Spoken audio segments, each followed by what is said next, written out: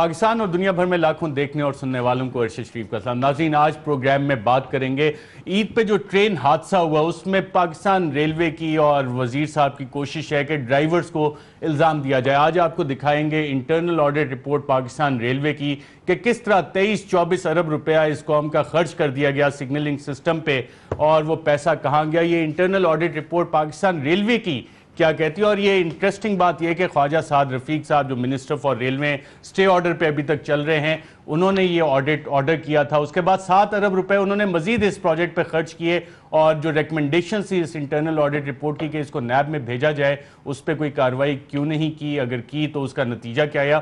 ساتھ ساتھ ناظرین بات کریں گے کہ راؤ انوار کے ساتھ جو کچھ ہوا، پاکستان کے قوانین کیا کہتے ہیں، کرمنل پروسیجر کوڈ کیا اختیارات دیتا ہے ایک پولیس والے کو۔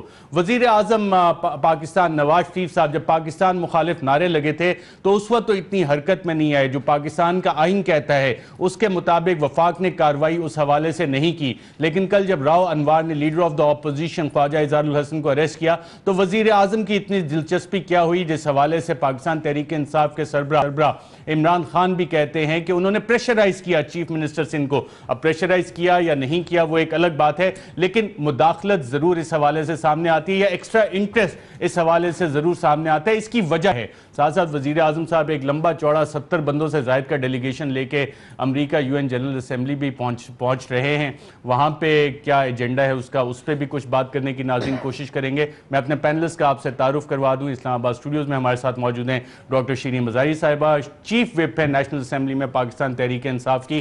میں پوچھ رہا تھا ڈاکٹر صاحبہ سے کہ چیف وپ کا مطلب کیا ہوتا ہے آسان الفاظ میں سمجھنے کے لیے، تو ڈاکٹر صاحبہ کہی تھی کہ اردو کا لفظ میں بتانے کی کوشش کریں، لیکن صابر شاکر ہمارے ساتھ بیٹھے ہیں اسلام آباد کے بیورو چیف، انہوں نے کہا جو کلاس کا مانیٹر ہوتا ہے اسے چیف وپ کہا جاتا ہے، تو PTI کی کلاس میں جو اسمبلی میں مانیٹر ہیں ڈاکٹر شیرین مزاری صاحب ہیں۔ لاہور سے ہمیں جوائن کر رہے ہیں سعید اختر صاحب، ایکس جنرل مینیجر ہیں پاکستان ریلوے کے۔ جب ہم اس آڈٹ رپورٹ کی بات کریں گے تو سعید اختر صاحب کی اس پہ انپٹ بھی لیں گے، اور انیس ایڈوکیٹ صاحب ہمیں جوائن کر رہے ہیں حیدرآباد سے، پاک سرزمین پارٹی کے رہنما ہیں۔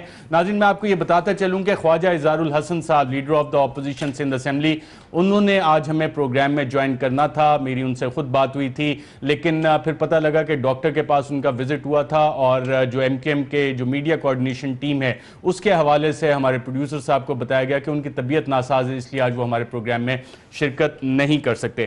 ڈاکٹر شیرین مزاری صاحبہ، گفتگو کا آغاز آپ سے کرتے ہیں۔ عمران خان صاحب نے تو اس پہ بہت سیریس سنگین الزامات لگا دیے ہیں کہ وزیر اعظم نے مداخلت کی سندھ کے امور میں، اور ایک پروفیشنل پولیس آفیسر راؤ انوار کو سسپینڈ کروانے میں وزیر اعظم کا بھی ہاتھ ہے۔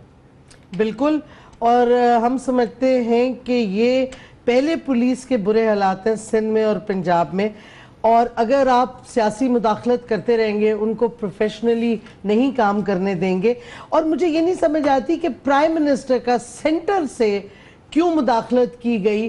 اگر وہ پولیس آفیسر اپنے پاورز اسرٹ کر رہا ہے قانون کے تحت، تو پھر کیا ضرورت تھی مداخلت کرنے کی؟ اور جیسے آپ نے انٹروڈکشن میں کہا، اور یہ بڑا اچھا سوال ہے اور بہت امپورٹنٹ سوال ہے، کہ جب پاکستان کے خلاف نعرے لگے سندھ میں الطاف حسین کے، اس وقت تو پرائم منسٹر صاحب نے کچھ ایکشن نہیں لیا، کچھ موومنٹ بھی نہیں کی ایکشن لینے کی سندھ میں۔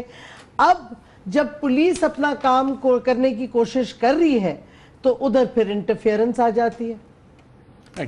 صابر شاکر صاحب، جو FIR ہے اس میں 780 کی بھی سیکشن لگی ہوئی ہے، دیگر MKM کے رہنما ان پہ بھی اس حوالے سے کارروائی بنتی ہے۔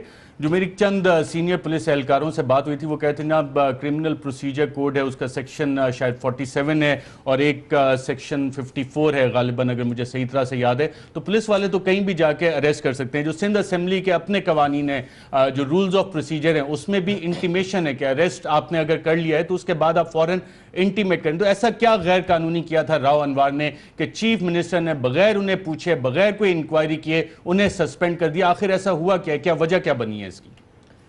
یہ اس کے پیچھے ہیں امریکنز کے ساتھ ان کی مسلسل ملاقاتیں ہو رہی ہیں، MQM کی doctor Farooq Sattar and company کی محترمہ نسرین جلیل صاحبہ، وہ آگے پھر پیپلز پارٹی کی حکومت کو بھی اور فیڈرل گورنمنٹ کو بھی آگے ہدایات جاری کرتے ہیں کہ آپ ان کا خیال رکھیں۔ اور آپ نے دیکھا ہوگا امریکی محکمہ خارجہ جو واشنگٹن میں اس کی ہوتی ہے ہفتہ وار بریفنگ، اس میں بھی وہ بار بار کہتے ہیں ہم مانیٹرنگ کر رہے ہیں, ہم نے صورتحال پہ نظر رکھی ہوئی ہے. اور کل بھی 2 سوال کیے گئے ان سے, وہ انڈین جرنلسٹ نے کیے, اور انڈین جرنلسٹ کے جواب میں پھر انہوں نے بہت محتاط رویہ اختیار کیا کہ غیر قانون, ہماری اطلاع کے مطابق غیر قانونی دفاتر گرائے جا رہے ہیں. تو امریکہ کی, واشنگٹن کی جو دلچسپی ہے کراچی کی صورتحال میں وہ بہت اہم ہے, کیونکہ الطاف حسین جو ہے وہ واشنگٹن کے بھی پلیئر ہیں, وہ لندن کے بھی پلیئر ہیں, اور اس کے بعد جو فنڈنگ ہو رہی ہے, ٹریننگ ہو رہی ہے, وہ ہمارے پڑوسی ملک رو سے ہو رہی ہے. تو آپ نے دیکھا ہوگا کہ نسرین جلیل اور ڈاکٹر فاروق ستار صاحب ملاقات کی امریکن کونسلر جنرل سے کراچی میں, اس سے اگلے دن ہی امریکی سفیر کی ملاقات ہوئی وزیر اعظم سے. تو ڈاکٹر صاحبہ بہت زیادہ اچھی طرح سمجھتی ہیں ان معاملات کو. یہ اچانک خواجہ اظہار الحسن کو پکڑ لیا اور بالکل قانون کے مطابق پکڑا. راؤ انوار نے, ہمیں نہیں اس سے تعلق کہ راؤ انوار کا کریکٹر کیسا ہے کیسا نہیں, لیکن 92 کا آپریشن جو ہوا تھا ایم کیو ایم کے خلاف, وہ واحد پولیس آفیسر ہے جو زندہ ہے. وہ ایم کیو ایم کے ٹیررسٹوں کی دائی ہے, وہ ان کے کچا چٹھا سارا جانتا ہے, ان کو پتہ ہے ان کا نیٹ ورک کیا ہے اس وقت بھی. تو وہ اس وقت کوئٹہ ٹرانسفر ہو گئے تھے بلوچستان, تو تب بچے ہیں.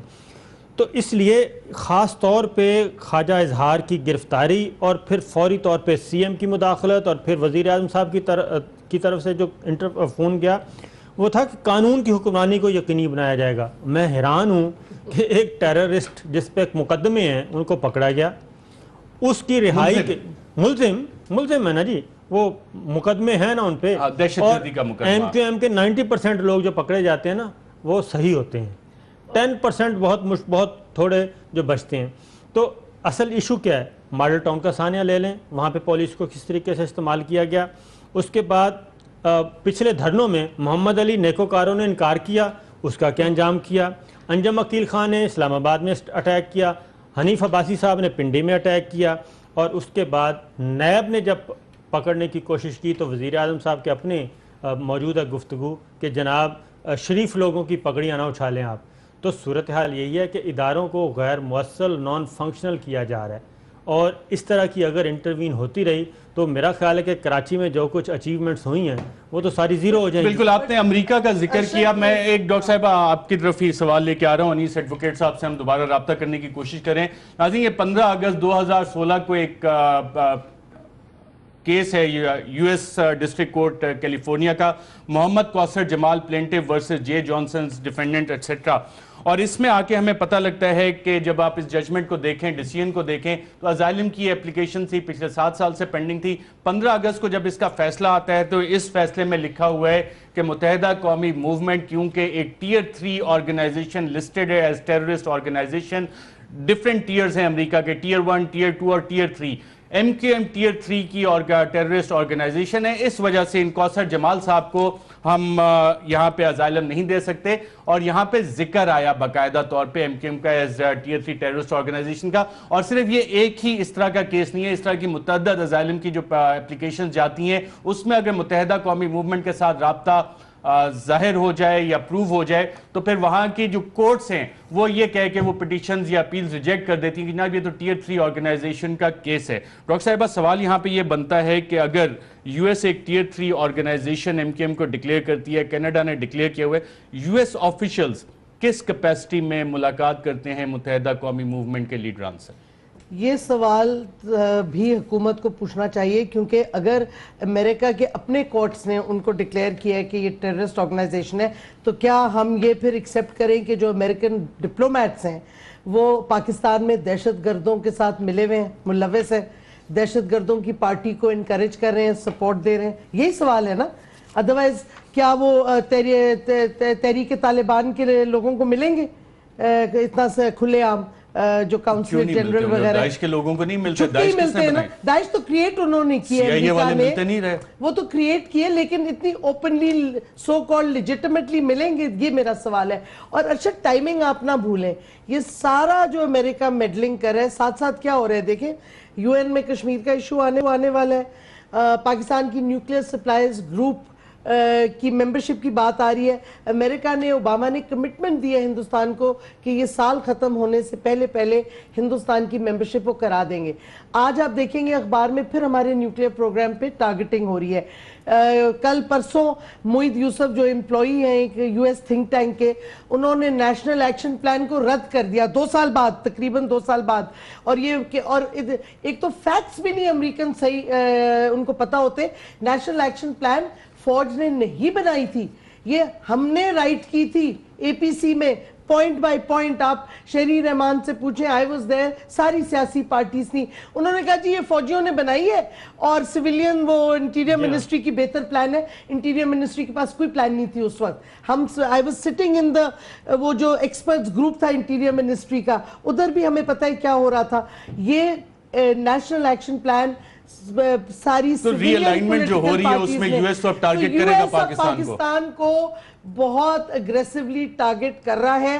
اور مجھے نہیں سمجھ آتی کہ ہماری حکومت, ہمارا فارن آفس چپ کر کے کیوں بیٹھا ہوا ہے. طارق فاطمی صاحب کے تو اپنے یو ایس میں انٹرسٹ ہیں, ان کے بچوں کی نیشنلٹی. طارق فاطمی صاحب نے ایک اور کیا عجیب چکر کیا ہے, ابھی گئے تھے کشمیر کی بات چیت کرنے, ان دا مین ٹائم ان کو ہیگ میں وہ ملے, کیا کہتے ہیں C T B T O, ایک سی ٹی بی ٹی کی آرگنائزیشن بن گئی ہے, حالانکہ C T B T dead treaty ہے.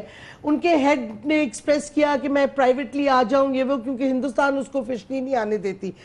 تو فاطمی صاحب نے کہا نہیں آپ ہمارے آفیشل گیسٹ ہو. کتنا امبیرسنگ ہے پاکستان کے لیے کہ سی ٹی بی ٹی ہم سائن نہیں کے حوالے سے میں مزید بھی چیزیں بتاؤں گا. انیس ایڈوکیٹ صاحب, میں اسی کوثر جمال والے کیس کو پڑھ رہا تھا اگست 15 کو جب یہ ڈیسیژن آیا ڈسٹرکٹ کورٹ کیلیفورنیا کا. اس کے اگر صفحہ نمبر 2 پہ دیکھیں تو ہمیں پتہ لگتا ہے کہ یہاں پہ خود یو ایس اسٹیٹ ڈپارٹمنٹ نے جو رپورٹ دی اس کے مطابق 1995 میں ایم کیو ایم کے بارے میں یو ایس اسٹیٹ ڈپارٹمنٹ کہہ رہا ہے کہ جی ایکسٹرا جوڈیشل کلنگز, اوپوننٹس کو ٹارچر کرنا, پولیس اور سیکیورٹی آفیشلز کو ٹارگٹ کرنا. اس کے بعد 1995 میں ایم کیو ایم نے وائلنٹ سٹرائکس کئی دفعہ کروائیں, ڈیتھس ہوئی لا انفورسمنٹ پرسنلز کی اور سیولینز کی, بزنسز پہ حملہ آور ہوئے, موٹرز پیڈسٹرینز جو سٹرائکس کے دوران نکلے انہیں نشانہ بنایا گیا.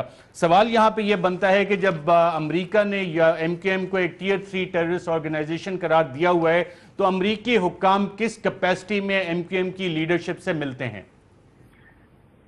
شکریہ شریف صاحب. دیکھیں ایم کیو ایم کے جو امریکہ کا جو معاملہ ہے نا, بیسیکلی اس کو سمجھنے کی ضرورت ہے. اور ایک تو جو کل امریکن نے جو اسٹیٹمنٹ دیا ہے وہ بیسیکلی ان کا اسٹیٹمنٹ نہیں ہے, وہ بھارتی صحافیوں کے سوال کے جواب میں انہوں نے محتاط رد عمل کا اظہار کیا ہے. اور وہ بالکل واضح ہے نا, اس میں کوئی ایسی چیز نہیں ہے کہ جس کے اوپر کوئی ایم کیو ایم شادی بجائے یا اس کے اوپر کوئی تبصرہ کیا جا سکے.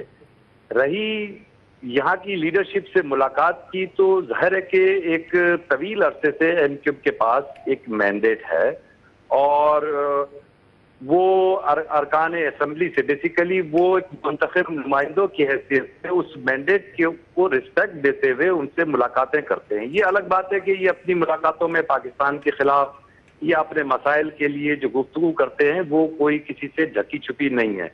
تو میں نہیں سمجھتا کہ کسی سے اس پوزیشن کے اندر کے ایک پارلیمانی لیڈر ہے پارٹی کا, وہ پارٹی کے ایم کیو ایم کے ڈپٹی کنوینر ہیں, اب وہ سربراہ بن گئے ہیں, یا دیگر ان کے ارکان اسمبلی سے ملنا کوئی انہونی پاکستان کے اندر یہ کوئی انوکھی بات نہیں ہے. وہ غیر منتخب بالکل انہونی بات نہیں ہے. ڈاکٹر شیریں مزاری صاحبہ نے اس پہ سوال اٹھایا کہ کیا اسی طرح وہ القاعدہ کے لوگوں سے بھی ملیں گے اگر انہیں ٹیررسٹ آرگنائزیشن ڈکلیئر کریں, یا داعش کے؟ وہ کوئی نئی بات نہیں ہے, ان سے بھی وہ ملتے ہیں, وہ سب سے ملتے ہیں. وہ اپنے انٹرسٹ کو سیو کرنے کے لیے, اپنے انٹرسٹ کو سرو کرنے کے لیے, اپنے ملک کے انٹرسٹ کے لیے ساری چیزیں کرتی ہے. بنیادی چیز یہ ہے کہ ہمارے ملک کی جو ادارے ہیں یا فارن آفس ہے اس کا خود کا کیا کردار ہے. فارن آفس کے کردار پہ انیس ایڈوکیٹ صاحب میں دوبارہ بات کروں گا کینیڈا نے متحدہ قومی موومنٹ کو ٹیررسٹ آرگنائزیشن ڈکلیئر کیا باقاعدہ طور پہ. United States tier 3 terrorist organisation کہتا ہے. جب پاکستان مخالف نعرے لگے تو ہم نے دیکھا کہ وفاقی حکومت کی اس پہ تقریباً خاموشی ایک طرح سے نظر آئی, اور جو میٹھی گولیاں دی جاتی ہیں کہ جی ہم نے یہ فلاں خط لکھ دیا, فلاں برٹش ہوم آفس کو لکھ دیا, وہاں پہ یہ کام ہو جائے گا. جو پاکستان کے قوانین ہیں اس کے تحت انہوں نے کوئی کارروائی نہیں کی. اس کے ساتھ ساتھ کل کا جب ہم واقعہ دیکھتے ہیں راؤ انوار کا, لیڈر آف دا اپوزیشن کو وہ اریسٹ کرتے ہیں FIR کے بعد, تو وزیر اعظم بھی حرکت میں آتے ہیں, چیف منسٹر سندھ بھی بغیر کوئی انکوائری کیے انہیں سسپینڈ کر دیتے ہیں. اتنی پھرتیاں ہمیں پاکستان مخالف نعروں پہ نظر نہیں آئی تھی سندھ حکومت کی اور وفاقی حکومت کی. کیا وجہ ہے کہ اس کیس میں یہ پھرتیاں ہمیں زیادہ نظر آئیں؟ اور جب دو ممالک ایک ٹیررسٹ آرگنائزیشن انہوں نے ڈکلیئر کیا ہوا ہے, تو پاکستان میں کیا وجہ ہے؟ کیا ایسے قانونی سکم ہے جس کی وجہ سے یہاں پہ قانونی کارروائی اس حوالے سے کوئی عمل میں نہیں آتی؟ دیکھیں, میرا یہی میں کہنا چاہ رہا تھا کہ پہلے ہمیں اپنے گھر کو چیک کرنا چاہیے. ہم یہ بات کرتے ہیں امریکن فلاں سے مل رہے ہیں, فلاں سے مل رہے ہیں. ایک واقعہ ہوتا ہے پاکستان کے اندر, ایک ملک دشمنی کی ملک توڑنے کی بات پاکستان میں کی جاتی ہے, اور ہماری وفاقی اور صوبائی حکومتیں وہ پھرتی نہیں دکھاتی ہیں کیونکہ یہ پولیٹیکل انٹرسٹ کا معاملہ ہے. ہر شخص کو اپنی حکومت بچانے کے لیے اس مینڈیٹ کی ضرورت ہے کہ جو اس وقت متحدہ قومی موومنٹ کے پاس ہے, اور متحدہ قومی موومنٹ اتنی کمزور پوزیشن میں ہے کہ وہ بہت آسانی سے استعمال ہوتی رہی ہے. اور کیونکہ متحدہ قومی موومنٹ کا کردار ماضی میں بھی ایسا رہا ہے کہ وہ بڑی تیزی سے کسی بھی سیاسی قوت کے لیے وہ آسان ہدف ہوتے ہیں استعمال ہونے کے لیے. ہم جو چیز کو سامنے رکھتے ہیں, ہم وہ کہتے ہیں کہ بھائی پاکستان کے ادارے, پاکستان کی حکومت, وفاقی حکومت, صوبائی حکومت, ملک کے اندر ایک دہشت گردی کی فضا ہے. ملک کے اندر کچھ لوگ پاکستان کے خلاف سازشیں کر رہے ہیں, ملک سے باہر بیٹھ کے کر رہے ہیں. بنیادی طور پہ پہلا فرض آپ کا بنتا ہے کہ آپ ایسے عناصر کی بےخونی کریں, ان کو گرفت میں لیں. لیکن اس کے بجائے سرپرستی ہوتی ہے, کیونکہ متحدہ قومی موومنٹ جو اس پوزیشن پہ چلتی ہے وہ تیزی سے اپنے پیترے جس طرح بدل کے 2 منٹ میں کسی کی جھولی میں گر جاتی ہے. وہ اسٹینڈ نہیں لے سکتی کیونکہ وہ اس نے جو اس کا داغدار حصہ ہے وہ انڈین فنڈنگ کا حصہ ہے, اور اس کی بنیاد پر وہ اپنے آپ کو بچانے کے لیے. انیس ایڈوکیٹ صاحب ساتھ ہی رہیے گا. آپ نے جس چیز کی طرف اشارہ کیا, آج عمران خان صاحب کی طرف سے جو بیان آیا ہے اس میں بھی تقریباً اسی طرح کی کوئی بات کی گئی ہے. ڈاکٹر شیرین مزاری صاحبہ, پاناما انکوائری سے بچنے کے لیے نواز شریف صاحب کسی بھی ایکسٹینٹ تک جائیں گے MKM اور پاکستان پیپلز پارٹی کو خوش کرنے کے لیے, یہ عمران خان صاحب کہہ رہے ہیں, یہی بات انیس ایڈوکیٹ صاحب کہہ رہے ہیں. تو پھر ملک کا آئین, ملک کا قانون, پھر پولیس افسران جو ہم نے دیکھا کراچی بدامنی کیس میں سپریم کورٹ کی ڈائریکٹیو سے کس طرح پولیٹیکل ومز پہ اداروں کو ڈسٹرائے کیا جاتا ہے, جس کی وجہ سے اتنی ہلاکتیں کراچی میں اتنی وائلنس ہوئی. تو یہ معاملات رکیں گے کیسے؟ ارشد, یہی تو مسئلہ ہے اس ملک کا کہ جب آپ اکاؤنٹیبلٹی نہیں کریں گے, جب آپ قوانین کو نہیں امپلیمنٹ کریں گے, جب آپ یہ بتائیں, آپ بھی ایک الیکٹڈ پارلیمنٹیرین ہیں, کیا آپ جب الیکٹ ہو جاتے ہیں یا پارلیمنٹ میں آ جاتے ہیں آپ ہر قانون سے آزاد ہو جاتے ہیں؟ سوال ہی نہیں پیدا ہوتا. آپ کو لائسنس مل جاتا ہے کہ آپ جو مرضی کریں؟ بالکل نہیں, اور نام کرتے ہیں, نام کر سکتے ہیں. اگر ہم تو گاڑی بھی تیز نہیں چلاتے کہ چلان نہ ہو جائے. تو مطلب ہے کیونکہ آپ اپنے آپ کو کیوں ایسی سچویشن میں ڈالیں کہ آپ لوگوں کو دکھائیں کہ جی کیونکہ آپ الیکٹڈ ہیں تو آپ قوانین, بلکہ آپ کو تو زیادہ قوانین کے دائرے میں اپنے آپ کو رکھنا چاہیے. لیکن اس ملک کا ایک یہ ایٹیٹیوڈ بن گیا. دیکھیں اسمبلی میں کیا ہوتا ہے, آپ کو لیجسلیشن لانی ہوتی ہے. یہ حکومت جتنے آرڈیننسز لائی ہے, اسمبلی کی میٹنگ ہو رہی ہے لیکن آرڈیننس کو وہ اس گورننس پہ سپریم کورٹ کی ایک ججمنٹ بھی آئی ہے. میں ویری کوئکلی آپ سے صابر شاکر صاحب جاننا چاہوں گا, نسرین جلیل اور فاروق ستار صاحب, ان پہ بھی مقدمات ہیں اور ان کی گرفتاری کا بھی اب خدشہ ظاہر کیا جا رہا ہے. ان پہ مقدمات ہیں لیکن گرفتاری تو اب آپ سمجھنے سہانا خواب ہو گیا. کل جو ایک ٹرینڈ سیٹ کر دیا ہے, مثال قائم کر دی صوبائی حکومت نے بھی اور فیڈرل گورنمنٹ نے بھی. Prime minister, chief executive of Pakistan اور چیف منسٹر جو پروونشل چیف ایگزیکٹو ہیں, انہوں نے کل فل سٹاپ لگا دیا کہ آج کے بعد کوئی گرفتاری نہیں ہوگی. تو اس کے بعد کون سا پولیس افسر جائے گا گرفتار کرنے کے لیے؟ آپ نے ایس ایس پی کو گھر بھیج دیا, ڈی آئی جی کو اسلام تمام آباد بھیج ایپیکس دیا. کمیٹی, نیشنل الیکشن میں پلان, کہتا ہوں سارے کا سارا انہوں نے پولیس کی کل ایک ایکشن سے وہ ہو گیا. میں انیس ایڈوکیٹ صاحب ویری کوئکلی, فاروق ستار صاحب کا ذکر آیا. فاروق ستار صاحب کے حوالے سے کوئی پاسپورٹس کی بھی کہانی چلتی ہے کہ کوئی ایسے اشخاص جو انڈیا میں تھے ان کے پاسپورٹس ان کے پاس تھے اور وہ لے کے لنڈن بھی گئے, کوئی اس طرح کی ہے کہانی؟ اس چیز میں میرے خیال سے فاروق ستار بھائی کو سب علم ہے, اور فاروق ستار بھائی اگر سچ بولیں تو بتا سکتے ہیں کہ وہ اپنے ڈپلومیٹک پاسپورٹ پہ انہوں نے سفر کیا, اس پاسپورٹ کو لے کر, اور کس کے سامنے پہنچایا, کہاں پہنچایا, کس کے ہاتھ میں دیا. اب فاروق بھائی کیونکہ سچ بولنے کو تیار نہیں ہے, وہ صرف کوشش ان کی یہی ہے کہ الطاف حسین کو بچایا جائے کسی طریقے سے, تاکہ جو ان کے عللے تللے ہیں, جو ان کی سیاست ہے وہ چلتی رہے. وہ لوگوں کو بیوقوف بنا کر, اردو بولنے والے طبقے کو, مہاجروں کو بیوقوف بنا کر استعمال کرنا چاہتے ہیں. خوف کا بھی شکار ہے وہ, اور پھر ان کے اندر بڑی تیزی سے قیادت کی جو جنگ چل رہی ہے. کل جو سین ہوا ہے وہ بھی اس میں بھی کسی کی سرپرستی حاصل ہے. وہ ایک ڈرامائی تشکیل تھی, وہ ایک باقاعدہ ڈرامائی تشکیل تھی. وقت آنے پہ آپ خود دیکھ لیجئے گا. ہم بالکل ایک مصطفیٰ عزیز آبادی کی ٹویٹ کا میسج اور فاروق ستار کی پریس کانفرنس میں وہ بات, اس کی ٹائمنگ کافی مل رہی تھی. اس پہ پھر کسی دن بات کریں گے. ناظرین, ہماری کوشش تھی کہ خواجہ اظہار الحسن صاحب موجود ہوتے, اپنا موقف پیش کرتے, فاروق ستار صاحب بھی اپنا موقف پیش کرنا چاہیں تو ہمارا فورم حاضر ہے. انیس ایڈوکیٹ صاحب بہت شکریہ. ناظرین, یہاں پہ لیں گے وقفہ, اور وقفے کے بعد جب دوبارہ واپس آئیں گے تو اس 23-24 ارب کی internal audit report Pakistan railway کی, اس کی کہانی سنائیں گے کہ کس طرح خواجہ سعد رفیق صاحب جو کہ منسٹر چلے آ رہے ہیں ایک سٹے آرڈر پہ, اور وہ کیس شاید پی ٹی آئی کا تھا, دھاندلی والا, ان 4 حلقوں میں سے جس کا عمران خان صاحب ذکر کرتے تھے. پاکستان ریلوے میں جو حادثے ہوتے ہیں اس کی اصل وجہ کیا ہے, یہ 24 ارب روپیہ کہاں گیا, وہ سگنلز جو یہاں پہ لگنے تھے, آٹومیٹڈ سسٹم 24 ارب روپے کا, اس کی کہانی کیا ہے, ایک وقفے کے بعد.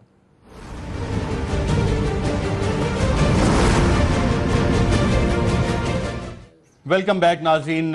اس سیگمنٹ میں پروگرام کے ہم آپ کو بتائیں گے کہ ریلوے کے جو حادثات ہوتے ہیں اس میں اکثر کوشش یہ کی جاتی ہے کہ جو ڈرائیور ہے اس پہ الزام لگا دیا جائے, اور اس کے پیچھے جو اربوں روپے اس سسٹم کی بحالی کے لیے لگائے جاتے ہیں اس پہ کوئی سوال نہ اٹھا سکے. وزیر ریلوے خواجہ سعد رفیق صاحب جو کہ اسٹے آرڈر پہ ابھی تک چلے آ رہے ہیں اپنی سیٹ بچا کے, انہوں نے ناظرین یہ ایک انٹرنل آڈٹ آرڈر کیا تھا جو 2 سگنلنگ سسٹمز ہیں اس پروجیکٹس کے لیے, اور اس کی جو لاگت تھی اس پروجیکٹ کی اس حوالے سے کہ جناب کیا ہوا, ٹائم پہ مکمل ہوا یا نہیں ہوا. اور جب یہ انٹرنل آڈٹ کی رپورٹ خواجہ سعد رفیق صاحب کو پیش کی گئی تو ہماری اطلاعات یہ ہیں ذرائع کے ذریعے کہ اس کے باوجود 7 ارب روپے ایڈیشنل انہوں نے خرچ کیے. اب یہ سسٹم ہوتا کیا ہے, جب آپ پلاننگ کمیشن کے ڈاکومنٹس دیکھیں یا ایئرلی بک چیک کریں آپ پاکستان ریلوے کی, تو اس میں بڑے واضح طور پہ لکھا ہوا ہے کہ جناب یہ ریڈ سگنلز جو ہیں, جو سگنلز ہیں وہ کس طرح سے آپریٹ کریں گے, اور ڈرائیور کا تو اس میں کام ہی نہیں آتا. پاکستان ریلوے کی جب آپ اس بک کو دیکھتے ہیں تو اس میں بڑے واضح طور پہ لکھا ہوا ہے, ہمارے پروڈیوسر صاحب سے صفحات میرا خیال آگے پیچھے ہو گئے, یہ ابھی تک آڈٹ رپورٹ پہ, ذرا عدیل رائے صاحب اب آپ ایگزیکٹو پروڈیوسر ہیں, ذرا تیزی سے بٹنز پہ ہاتھ رکھیں. آپ پلاننگ کمیشن اور ایئرلی بک نکالیں جہاں پہ سگنلز کا ذکر ہے, یہ آپ دوبارہ آڈٹ رپورٹ کے اوپر آگے ذرا دوبارہ جائیں, پیچھے جائیں. جی بالکل, یہ مارچ 2014 کا پلاننگ کمیشن کا ہے ڈاکومنٹ, اور اس کے ساتھ ساتھ ہمارے پاس جو پاکستان ریلوے کی ایئر بک ہے اس میں یہ بڑا واضح طور پہ لکھا ہوا ہے کہ آٹو ریل پروٹیکشن اور اس کے لیے جو سگنلز ہیں وہ پرووائڈ کیے جائیں گے, جس کی وجہ سے ٹرین آٹومیٹیکلی سٹاپ کرے گی اگر ڈرائیور بریک بھی نہ لگائے, اور اگر کوئی ریڈ سگنل ہے نہیں ہے اس میں ڈرائیور کا رول بالکل کم ہو جائے گا. اب یہ جو آڈٹ رپورٹ ہے یہ اس کی تفصیل بتاتی ہے ہمیں کہ جب یہ انٹرنل آڈٹ ہوا تو اس میں ہمیں پتہ لگتا ہے کہ جناب فائنینشل سٹیٹمنٹس اس میں ایگزامن کی گئیں, اور 16.5 بلین, یہ آڈٹ رپورٹ کہہ رہی ہے کہ 16.5 billion has merely fizzled in thin air with physical completion not even at the commencement stage. یعنی کہ 16.5 ارب روپے ہوا میں اڑ گئے اور پروجیکٹ کا شروع ہونے کا نام و نشان نہیں ہے. یہ internal audit report Khawaja Saad رفیق صاحب کو پیش کی گئی, 16.5 ارب روپے ہوا میں اڑا دیے گئے. ساتھ ساتھ اس میں بہت ساری چیزیں بتائی گئی ہیں کہ جو لیٹرز آف انٹینٹ جاری کیے گئے تھے اس میں کانٹریکٹ فائنلائزیشن کس طرح سے مینیپولیٹ ہوا, اور پھر کس طرح سے اس میں اقربا پروری بھی ہوئی۔ اس کے ساتھ ساتھ جب ہم اگلی صفحے پہ آتے ہیں، اس کے پیراگراف 7 میں بڑے واضح طور پہ لکھا ہوا ہے کہ اس پروجیکٹ میں ارجنسی ایک بتائی گئی کہ جناب کیونکہ یہ پروجیکٹ ارجنٹ ہے، لوگوں کی ہم نے زندگیاں بچانی ہیں، تو اس لیے اس پروجیکٹ میں جو کاسٹ اوور رنز آ رہی ہیں اس کو نظر انداز کیا جائے، اور جو ایکچول فزیکل کمپلیشن ہے وہ کافی زیادہ پیچھے ہے، تو ان ساری چیزوں پہ ہمیں زیادہ تنگ نہ کیا جائے۔ جب آپ اس کی ریکمنڈیشنز پہ آتے ہیں تو اس رپورٹ میں بڑے واضح طور پہ خواجہ سعد رفیق صاحب کو یہ کہا گیا کہ جناب یہ ایک فٹ کیس ہے جس کو کہ آپ نیب کے حوالے کریں، کیونکہ اس میں جتنی بدعنوانیاں ہوئی ہیں وہ نیب کے قوانین کے تحت اس پہ کارروائی بنتی ہے، لیکن خواجہ سعد رفیق صاحب نے اس پروجیکٹ پہ کیا کیا وہ ابھی تک معلوم نہیں ہے۔ ہمارے ساتھ موجود ہیں سعید اختر صاحب، ایکس جی ایم ہیں ریلوے کے۔ سعید اختر صاحب، ہم نے دیکھا کہ ابھی عید الاضحیٰ پہ بھی 2 حادثات ہوئے ٹرین کے، پچھلے سال بھی ایک حادثہ ہوا، اور کوشش یہ کی جاتی ہے ریلوے حکام کی جی ڈرائیورز پہ سارا ملبہ ڈال دیا جائے۔ یہ والی آڈٹ رپورٹ کچھ اور کہانی بتا رہی ہے، کیا معاملات اسی طرح سے ہیں جو اس آڈٹ رپورٹ میں لکھے گئے ہیں؟ بسم اللہ الرحمن الرحیم۔ دیکھیں ایسے ہیں کہ آڈٹ رپورٹ تو ایک بڑا اوتھینٹک ڈاکومنٹ ہوتا ہے جو ایک آفیشلی تیار کیا جاتا ہے، پھر اس کی ایک پروسیسنگ ہے اور پبلک اکاؤنٹس کمیٹی کے سامنے پیش کیا جاتا ہے، اور پبلک اکاؤنٹس کمیٹی اس ملک کا سب سے بڑا ادارہ ہے جو اس قسم کی ریگولیٹریز کو، کرپشن کو چیک کرتا ہے۔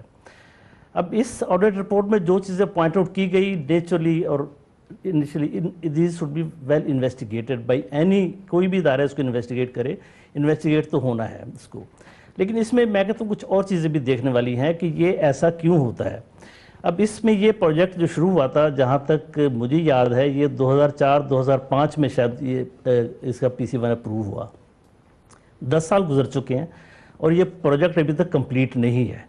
اور یہ جو آپ نے ایگزیکٹلی بات کی کہ آٹومیٹک ٹرین پروٹیکشن سسٹم اس میں لگنا تھا، ابھی تک نہیں لگا۔ اب وہ کیوں نہیں لگا؟ سمپل وجہ یہ ہے کہ the project is extremely delayed۔ اب ڈیلیز کی وجہ کیا ہے؟ that has to be investigated۔ ہم آپ کے خیال میں کیا وجہ ہے؟ آپ تو ریلوے میں رہے ہیں، جی ایم رہے ہیں، آپ کے سامنے تو یہ سارے معاملات تھے۔ 2008 میں ایکنیک نے اس کی اپروول دی، خواجہ سعد رفیق صاحب آئے، انہوں نے اسپیشل آڈٹ بھی کروایا، پھر 7 ارب روپے انہوں نے مزید مانگ لیے۔ کمپنیز جو سلیکٹ کی گئیں اس پہ کرونیزم کا الزام آ رہا ہے، کہا گیا کہ جی پروجیکٹ ہوا میں اڑ گیا جو آڈٹ رپورٹ کے مطابق، تو وہاں پہ ہو کیا رہا ہے؟ کیوں نہیں یہ امپلیمنٹ ہوا؟ دیکھیں امپلیمنٹ تو ہو رہا ہے، اس وقت بھی ہو رہا ہے، that as far as I know, جہاں تک میرا علم ہے، لیکن ایشو جو آپ نے ریز کیا نا کہ جب یہ اتنے پیسے لگائے گئے تو اس کے بینیفٹس کیوں نہیں مل رہے، اور اس کی ایگزیکٹلی وجہ جو میں بتانا چاہ رہا ہوں کہ ایک تو یہ کرپشن کا جو عنصر ہے وہ تو انویسٹیگیٹ ہونا چاہیے۔ اگر کسی نے کرپشن کی ہے تو ٹیک ٹاسک، کوئی بھی ہو اس ملک میں، کتنا بھی بڑا آدمی ہو، اگر کرپشن کی ہے تو جتنی جانوں کا ضیاع ہوا، جتنی جانیں گئیں ان حادثات میں، اس کا ذمہ دار کون ہے؟ ایک وزیر اگر اس رپورٹ پہ ایکشن نہیں لیتا تو کیا ذمہ داری ان کے ڈور سٹیپ پہ آتی ہے؟ ایکشن تو سر لینا پڑے گا، پبلک اکاؤنٹ کمیٹی کے پاس جائے گا، ایکشن تو لینا پڑے گا، کوئی اس کو چھپا نہیں سکتا، جو اگر ایریگولیٹیز ہوئی ہیں کوئی چھپا نہیں سکتا اس کو۔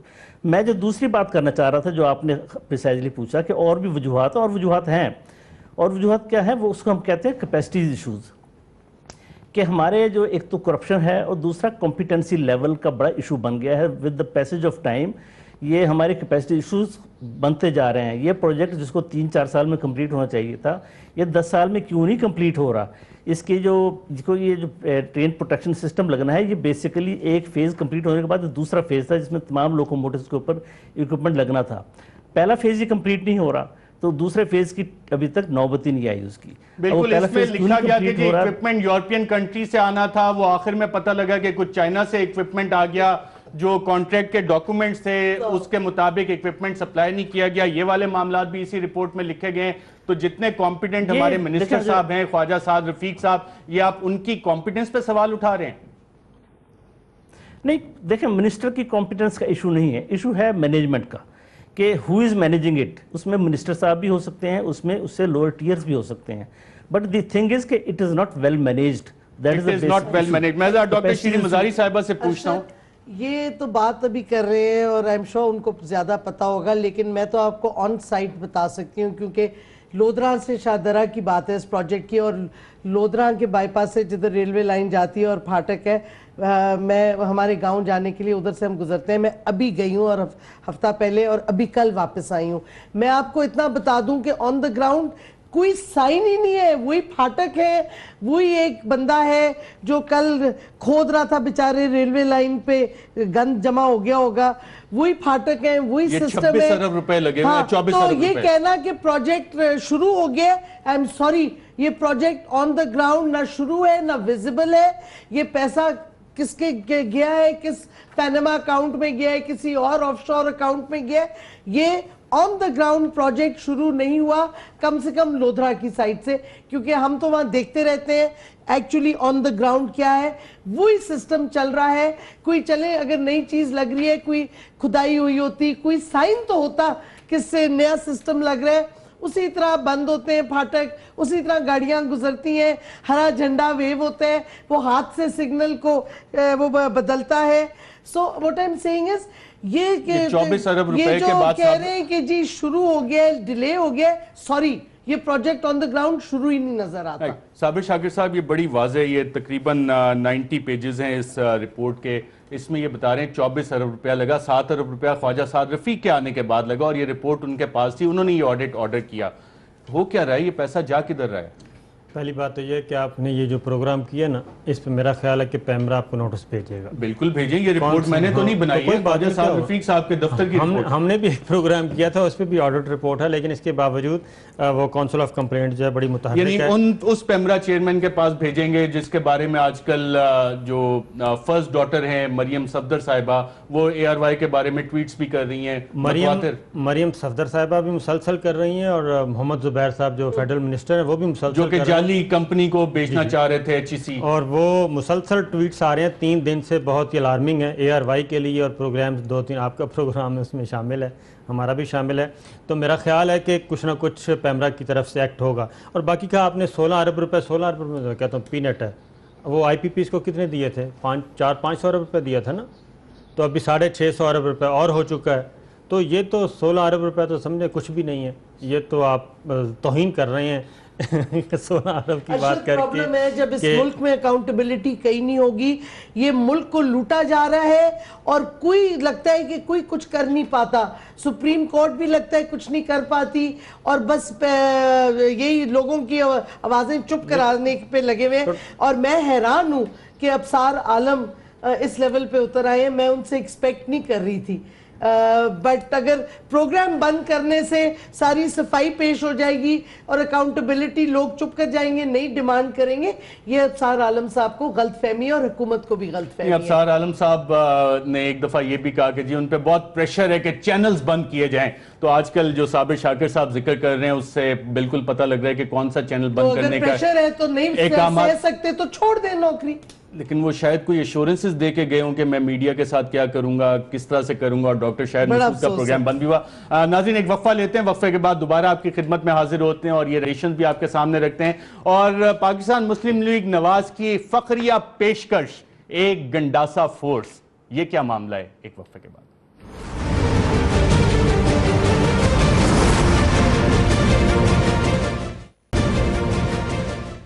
वेलकम बैक नाज़रीन। आज हमें ये पता लगा कि पाकिस्तान मुस्लिम लीग नवाज जहाँ हुकूमत कर रही है वहाँ और भी बहुत सारी फखरिया पेशकश करती है, और आज नून लीग की एक और फखरिया पेशकश हमारे सामने आई, नून लीग की गंडासा फोर्स।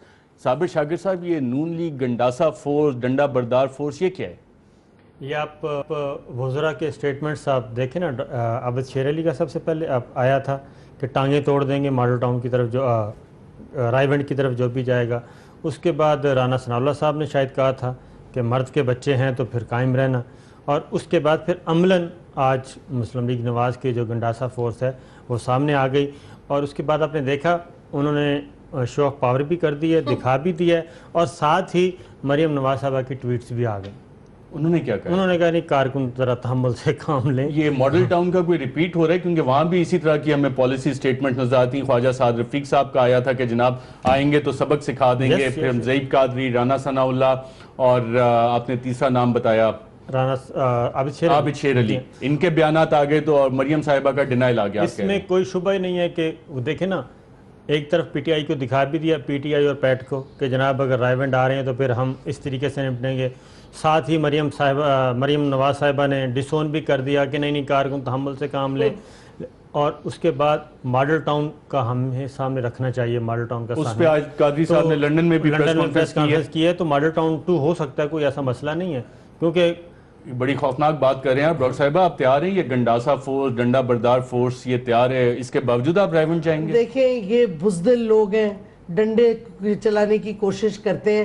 ہم تو جائیں گے رائے ونڈ، اور اگر انہوں نے یہ حرکت کی تو پھر میاں صاحب 2 دن نہیں لاسٹ کریں گے. اس کے بعد یہ میں بتا دوں پھر یہ انٹرنیشنل ایشو بن جائے گا. میاں صاحب تو لندن میں، امریکہ میں ہوں گے. اتنی جرت ہے، تھریٹس دے رہے ہیں.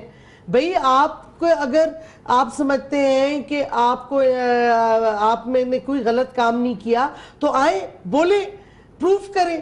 یہ کیا آپ کو پتہ ہے کہ آپ نے قوانین توڑے ہیں تو کبھی ڈنڈے دے دیتے ہیں، کبھی خیبر پختونخوا کی اسمبلی پہ جا کے پاکستان کا جھنڈا اتار کے پی ایم ایل این کا جھنڈا لگا دیتے ہیں. کتنی شرم کی بات ہے کہ پاکستان کے جھنڈے کے ساتھ کیا انہوں نے کیا اس دن. اور اب وہ رائے ونڈ کو ان کی جاگیر ہے پی ایم ایل این کی. رائے ونڈ ایک جگہ ہے جدھر بہت سے لوگ رہتے ہیں.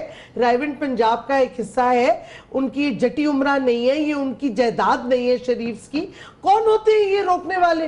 ہم نہیں رکنے والے، یہ میں آپ کو بتا دوں. ارشد صابر شاکر صاحب اپنے سپوکس پرسن بھی ہیں پی ٹی آئی چیئرمین کی، انہوں نے بھی اس چیز کا اظہار کیا. عمران خان صاحب بھی یہ کہہ رہے ہیں آج جو یہ شو آف فورس ہوا، حکومتوں کو ایسا کرنا چاہیے، سٹنگ گورنمنٹس کو؟ دیکھیں اگر مسلم لیگ نواز کا اور خاص طور پہ شریف فیملی کا طرز سیاست، طرز حکمرانی دیکھیں تو اس میں تو پوری ان کی تاریخ بھری پڑی ہے. 85 سے شروع ہوتا ہے یہ سلسلہ. 85، 88، 92 محترمہ بے نظیر بھٹو کی جتنی حکومتیں گرائی گئیں بائی فورس گرائی گئیں. اس کے بعد سپریم کورٹ پہ حملہ، افواج پاکستان کے سربراہان ان کے ساتھ جھگڑا، چیف جسٹس صاحبان سے جھگڑا، صدر اسحاق سے جھگڑا، صدر فاروق لغاری سے جھگڑا. تو وہ تو ان کی پالیسی یہی ہے. پرویز مشرف صاحب سے جھگڑا، اب جنرل راحیل شریف صاحب سے جھگڑا. یہ اس پہ ویسے میرا آپ کا اختلاف رہے گا، اس پہ کسی دن تفصیلاً بات کریں گے. جو 80 ملاقاتوں کی کہانی ہے، آپ کہہ رہے ہیں حکومت تو کہتی ہے جی بہت اچھے تعلقات ہیں، ورکنگ ریلیشن شپ ہے، ایک ہی صفحے پہ جنرل راحیل شریف صاحب کے ساتھ. تو پھر اس میں اگلی کہانی کیا ہے؟ آج پھر ایئرپورٹ پہ جنرل راحیل شریف صاحب ان کو سی آف کرنے کیوں نہیں گئے؟ ضروری تو نہیں ہے کہ آرمی ایک چیف وہاں صفحے پہ کتابیں فرق ہیں. بتائیں نا آج وہ کیوں نہیں نظر آیا چکلالہ ایئر بیس آفیشلی جانا چاہیے تھا انہیں. چکلالہ ایئر بیس پہ کیوں نہیں نظر آیا؟ آج وہ فوٹیج ہے. چلیں آئی ایس پی آر سے یہ پوچھ لیں گے. ڈاکٹر شیرین مزاری صاحبہ، صابر شاکر صاحب، دونوں کا پروگرام میں شرکت کا شکریہ. جب حکومت اپنی ایک ڈنڈا بردار فورس سے شو آف فورس کرے اور ایک میسیج دے اپنے پولیٹیکل اوپوننٹس کو کہ ہم یہ بھی کر سکتے ہیں، تو اس وقت ملک کے جو حالات ہیں وہ کس نہج پہ جا رہے ہیں یہ آپ مجھ سے زیادہ بہتر فیصلہ کر سکتے ہیں کہ کیا ملک میں ایک law and order situation create کرنے کی حکومت خود کوشش کر رہی ہے اور اس کے نتائج کیا نکلتے ہیں. آج کے پروگرام میں ناظرین اتنا ہی، اجازت دیجیے گا. اللہ حافظ.